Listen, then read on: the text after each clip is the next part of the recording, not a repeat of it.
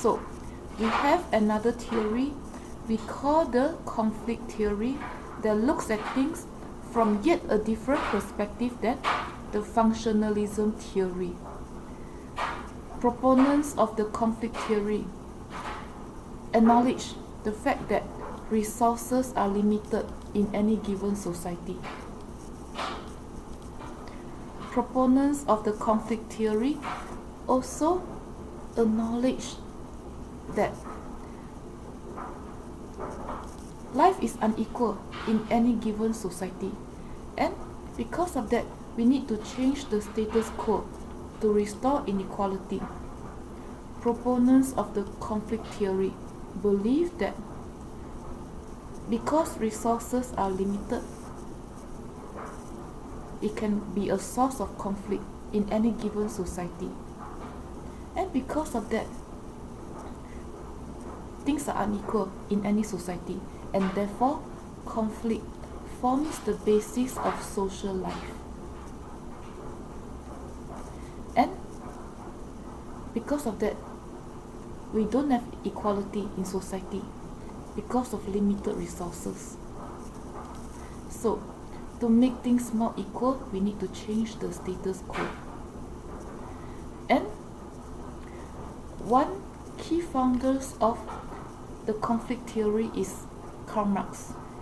He was German, and he strongly believed that life was unequal during the 19th century Europe, or prior to that, during the time of Industrial Revolution. He believed that capitalism is corrupt, or was corrupt back then. And some proponents of conflict theory to this day believe that capitalism is still a corrupt economic system.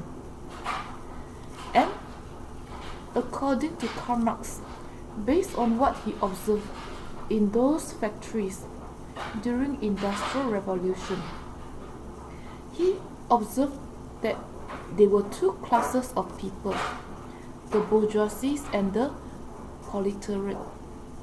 The bourgeoisie owns and controls the means of production, the machines, the infrastructure, the furnitures and whatnot in any given factories.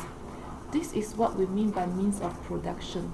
And the proletariat, or the working class, they merely work for the bourgeoisie.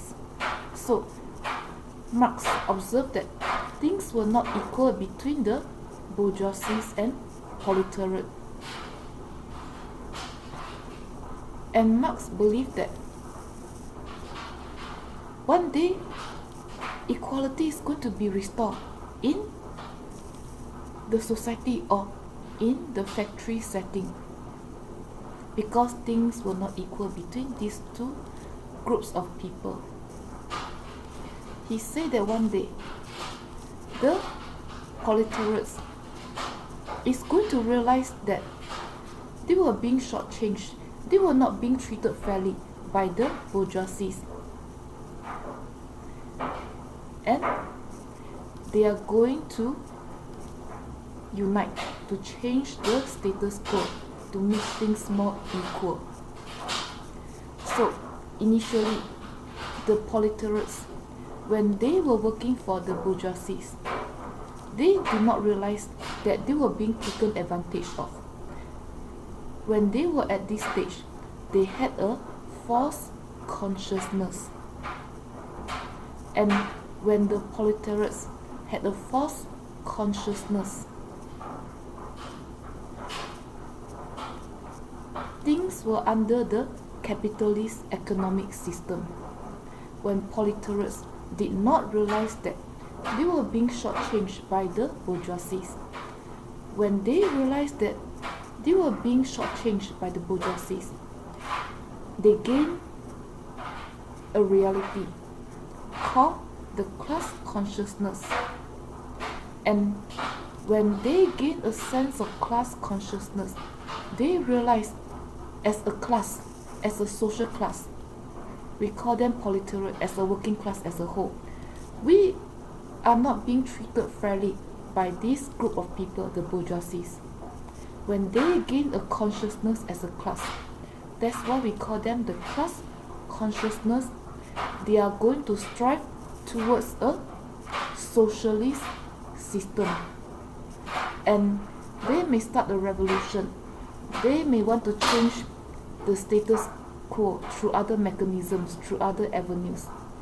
When they start doing this, their goal is to attain equality. And Karl Marx believed that equality, when it's attained, society is going to reach another state. We call them the utopia. If you don't know the meaning of utopia, we can always ask Dr. Google.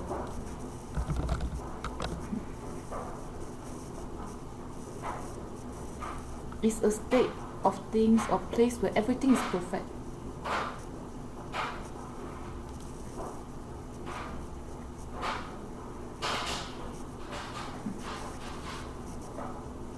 So,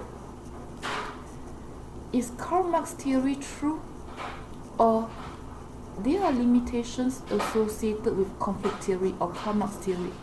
Karl Marx can be regarded as the pioneer of the conflict theory, or one of the key founders.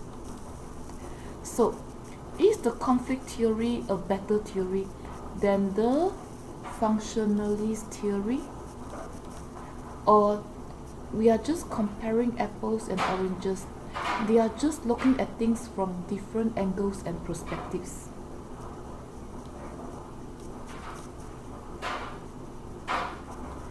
And think about all the revolutionary leaders in our history: Fidel Castro, Ho Chi Minh, Mao Zedong, Stalin, Lenin. If you read the biographies of all these individuals,